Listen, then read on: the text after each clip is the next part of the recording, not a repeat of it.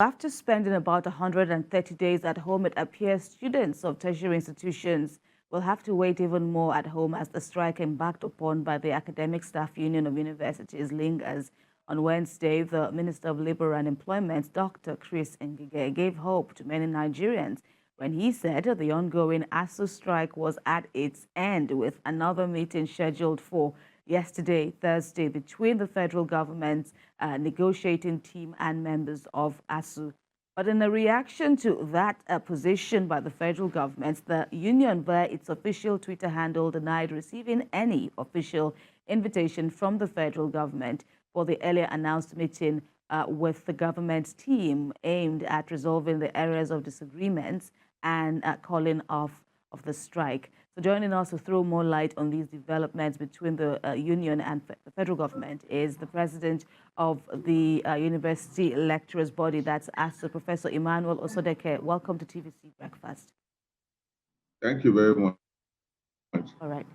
Prof, can you even tell us whether you guys are still meeting, ASUU and the federal government? And what is the state of your relationship now? Thank you very much. We were never invited to any meeting. We were even surprised seeing that minister yesterday going to comment on our issues. He never invited us to any meeting. So that is that on the issue, because if you recall some time ago, when he was pursuing his political thing, he asked us to go back to our minister, who's our employer. And we went there and we are making progress. Naturally, has come in to misinform the public that he invited for a meeting and there's no meeting. This is why this strike has lingered. And we do hope that he will leave us alone with our minister. When you get to a turn to come to him, we'll come to him. Two, we have met with the NIMI Breeze Committee a number of times, and we have finished renegotiation. And they agreed that they were going to take the document to their principal, which is the president, which is the minister and the president, and then come back to us for signing. We also agree, we're also going back to our members. We don't have problem with our, any day they invite us, we'll be willing to come to sign the document. So that is where we are now. We have finished everything about negotiation with that NIMI Breeze Committee, and we are waiting for them. As we also did, you remember, in May 2021, and it took them 1 year to come back. So that Nigeria know where the delays are coming from. You didn't answer the question, sorry. What is the state of your relationship with the federal government? How will you assess it now? Well, for us, only the problem we have is that when we finish any issues, they don't do what they are supposed to do. This issue of trust. Like I said when I was presenting that, in 2001, we reached an agreement with the Professor Muzali Jubri Committee, beautifully. And they said, let's give us time, let us go back, get their principal permission to come and sign, or if there are issue raised. And it took more than 1 year to come back. So we have done exactly the same thing. And we even were free that before now they would have come back to us, that because of the urgency and the fact that these children are at home, these students are at home, because of the urgency, you should have taken more than 1 day to look at that document and say, go and sign. Or if there's still issue, you raise the issue. But that is where we are having problems. They don't take the issue of education serious. They don't take the issue of these students being at home serious. This, what we have to, we declare a 4-week warning strike in February. And if we're in a serious system, should you wait for 4 weeks to resolve these minor issues? Look at the issues and tell us what you can do. But that 4 weeks elapsed, nothing happened. They didn't even invite us to any meeting. We extended it by 8 weeks.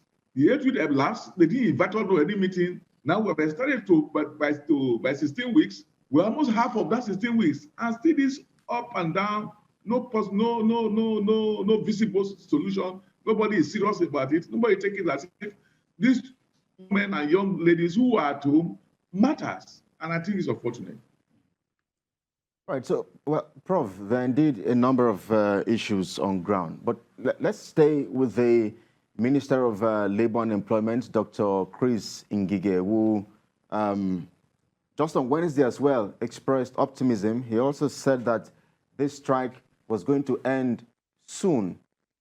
I know that there's a saying that Jesus is coming soon. Is that the kind of soon students across Nigeria are expecting? Thank you. You see, that is what we have said. This strike should not have lasted more than 2 weeks if there was seriousness on the part of the government. It should not have lasted more than 2 weeks. So they has come and we're telling Republic, the strike will end soon. Did he give any empirical evidence to support what he's saying? Did he tell the public that, look, on the issue of agreement that we negotiated that NIMI negotiated with ASUU, we are going to sign? On the issue of revitalization, we are going to raise X amount of money. On the issue of UTAS, we are going to adopt this, and what have you? And the issue of IPs, we are going to throw it away. We should have, you don't just come and speak politically to Nigeria, which is what we are saying. You come and speak politically to Nigeria, the strike will end soon. What are the empirical evidence? That is the problem. Nigeria should ask them. That the journalists should ask them, it's going to end soon. What are the evidence? This issue ASUU we are talking about, which one have you implemented? Which one do you intend to implement to show that you really have the interest of Nigerian children and Nigeria as a country at heart? But just come and make a political statement. That's why this Minister of Labour, he liked political statement for whatever reasons. Well, he's a politician. Let me stay with you for a moment, Prof, and try to see how we can even delve into some of these issues. I wonder just how complex and how complicated these issues are. Can they ever be addressed? Staying with you as well, or staying with a particular issue which has to do with the payments platform. It's been a subject of controversy and dispute between the union and the federal government. But Mr. Minister has said that your UTAS failed the integrity test 3 times. You see, those are political statements again.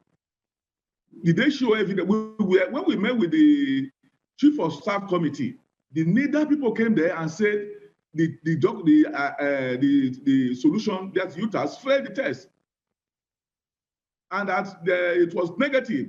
But as it was good for us, we were there with documentation written by them that the program scored 99.3%.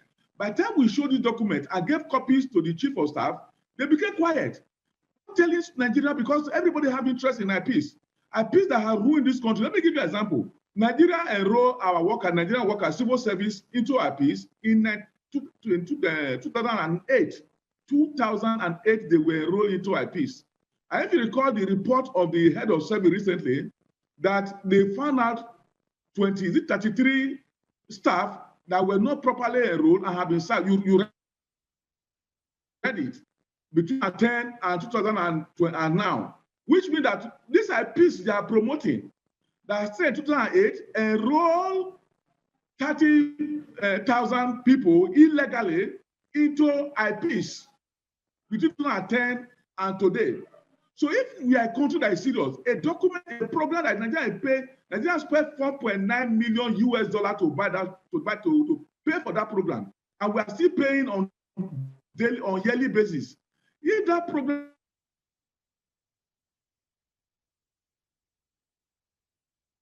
can create such a distortion.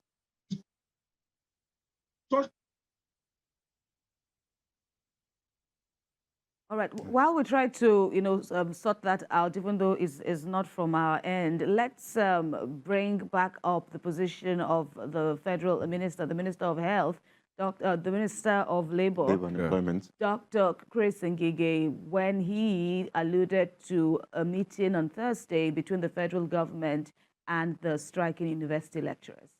We are calling up a meeting tomorrow so that everybody in government side can report if he or she has a problem, so we know how to address it. So it is not true that nobody is talking to us. By next period, we are going to again bring them together, and what government offers to them will be given to them, will be shown to them, for them to go back to the individual unions. And with that, we will solve it. That's how we solve the other one, so that we handle it holistically, not in pockets anymore. About 477 billion was refunded to many states. Edo got 8 billion.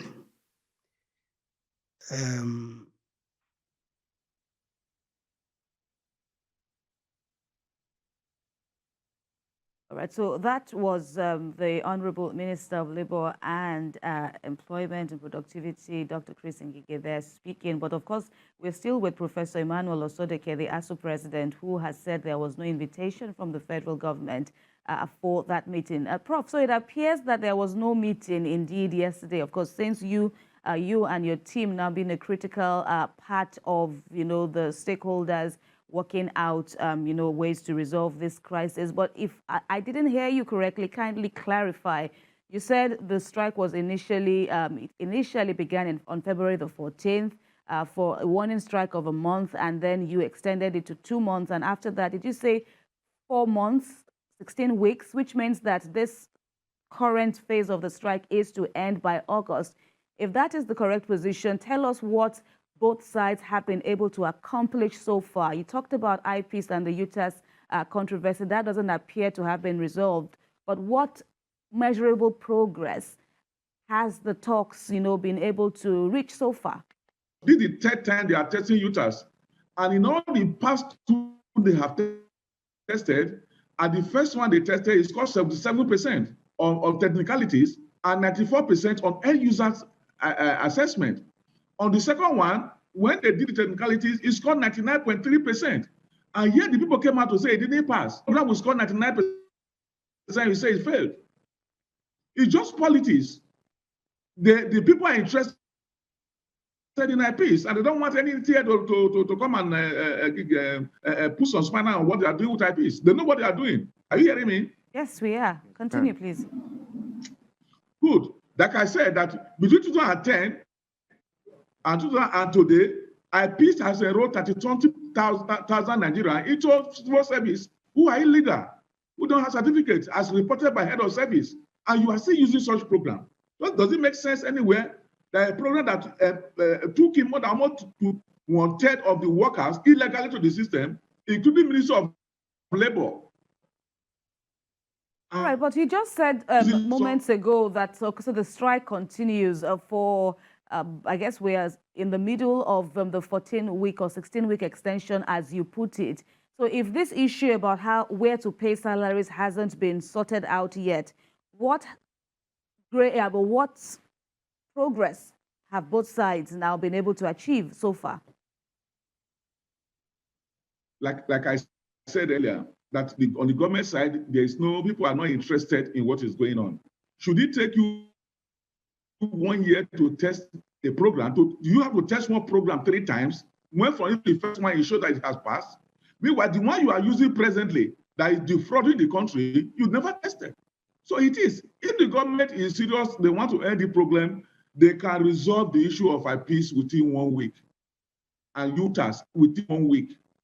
If they are interested in this country, and our children who are home, they have their interest at heart, the negotiation we have finished with the Ministries Committee should be signed. Simple. Yes. So Prof, yes, since we're staying with the issue of salaries, Dr. Ngige at some point had threatened lecturers in previous industrial actions by your union that the government will implement or enforce the no work, no pay rule. I wonder if that is in the picture at the moment. My members have not been paid 3 months. 3. And we are not, to 4 months, I'm sorry. And we are not that. We are reached a stage where a member can take their life in their hand. We have not been paid for 4 months, hoping that once they stop our salary, it will weaken our member and will rush to come and beg him. We are not, if they want to hold it for 1 year, go ahead and hold it. But we must change the Nigerian university system. Give the price we as academics are paying to ensure that our university system is changed from where we are today, where nobody wants to come from any other part of the world to Nigerian universities, while our children are rushing outside. This is what we are doing to do that. Maybe the next coming government can take example from this, and the 1.6 trillion we are paying our school fees to universities outside the country will be invested in our university. For the past 4 months, in the 4th month, my members have not paid, and they are not bothered. Since February, can you confirm that for us? Since February? No, since March. Since March. Okay, since March. Now. Yes, by June, salary normally paid between 25th and 26th of every month. So this is the 4th month.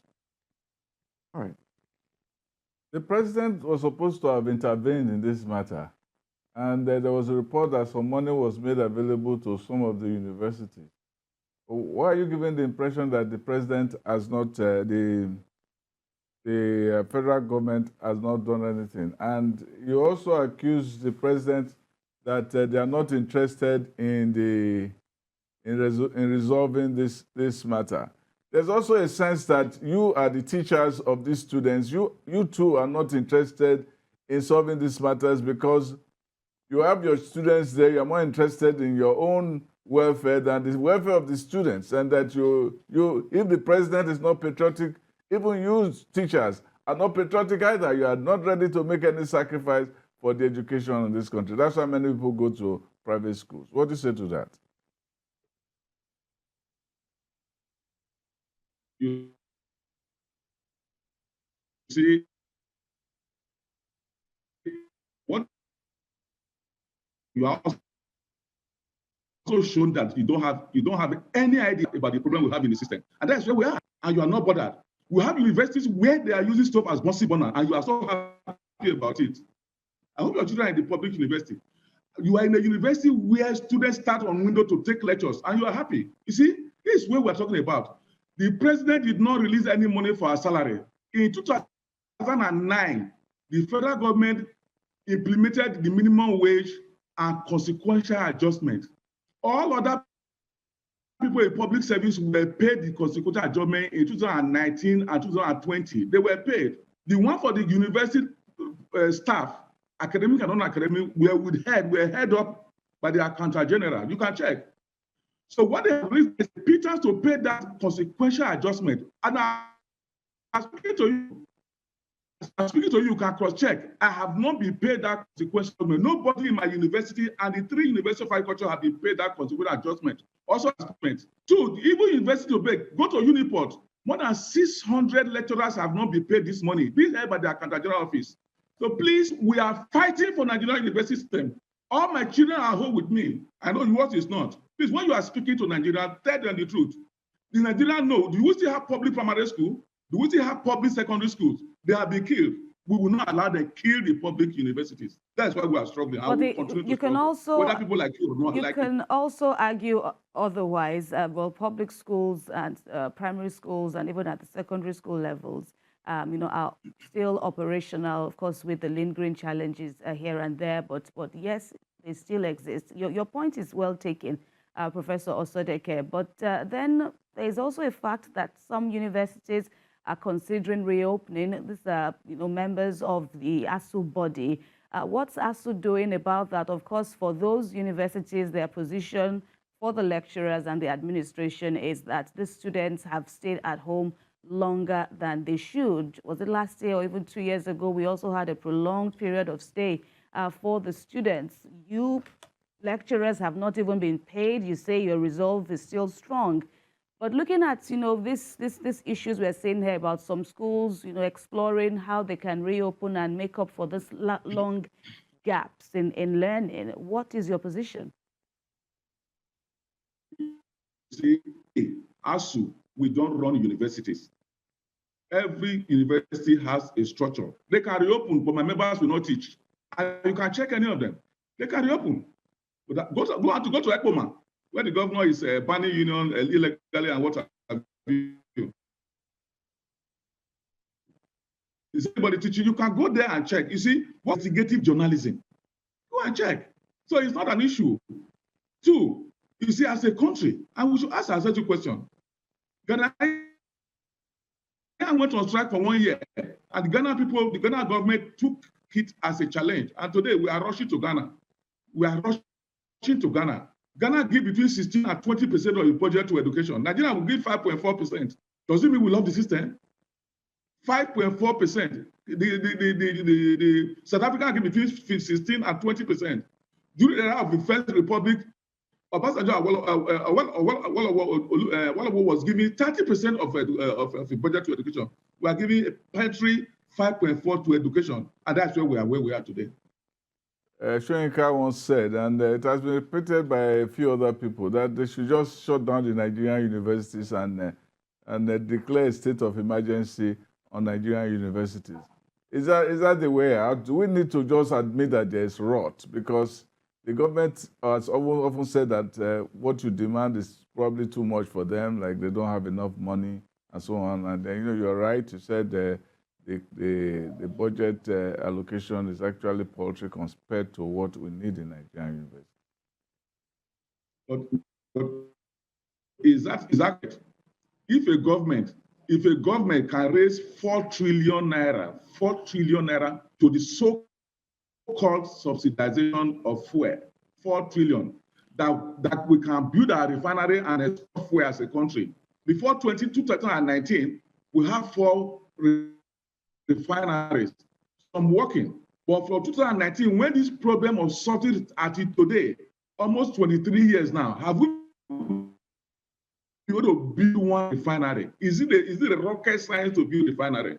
And you say you are going to spend you have enough money to spend 4 trillion naira on fuel subsidy for what you refuse to do.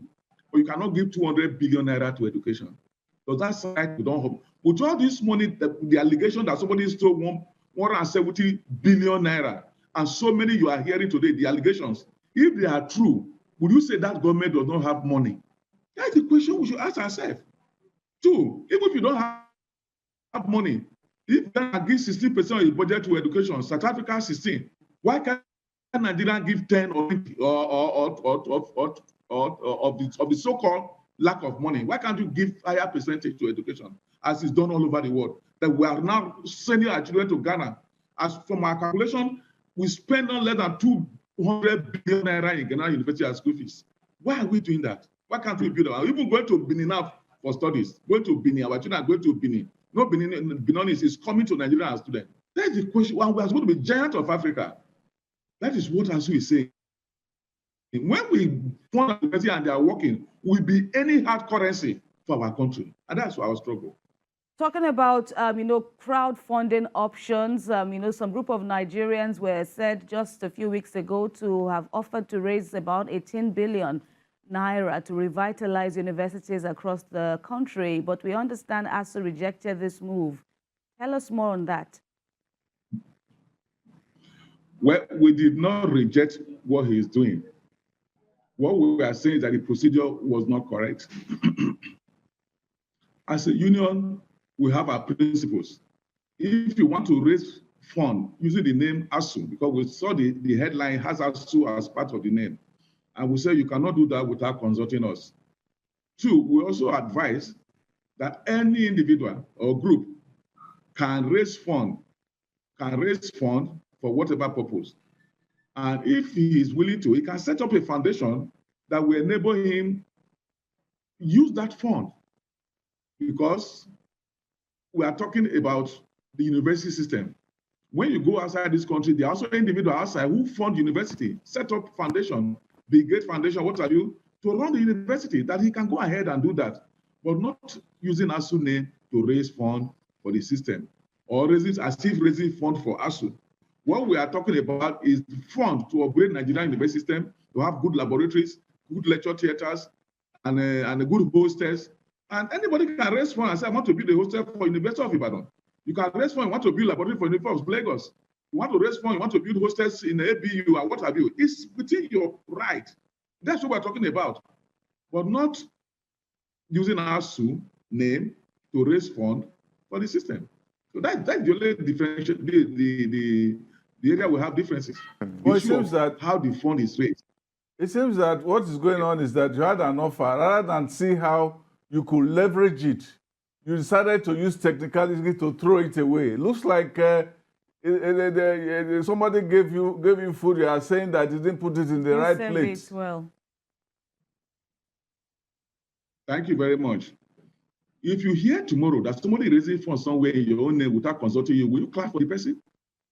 2, as a union, as a country, if you look at that event, they pour on the ground where we were already there 50 million naira cash in a cashless economy.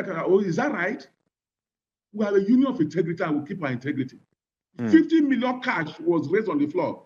We continue to disagree. We must follow the rule. Consult us before you use our name. It is not to use somebody's name to raise funds without that person consent. All right, Prof, maybe you could just quickly respond to this as well before we let you go, since I understand you have another engagement. I know that between 2009 and now, the last 11 years or thereabouts, the union has embarked on nothing less than 10 or 11 strikes, or at least. I'm wondering what kind of achievement or accomplishment can the body point at as per what the strikes or industrial actions have achieved over this period? And also to add to that, it looks like you guys have no other strategy than strikes. Thank you very much. You can, like I said, do investigative journalism. Enter any university today in this country, whether it's state or federal, and look at the buildings, whether lab or lecture that have been built in the past 10 years. 99% of them bear the name TED fund. Go and check. TED fund is a product of ASUU strike. If there is no TED fund today, all our university would have collapsed as they want it to collapse.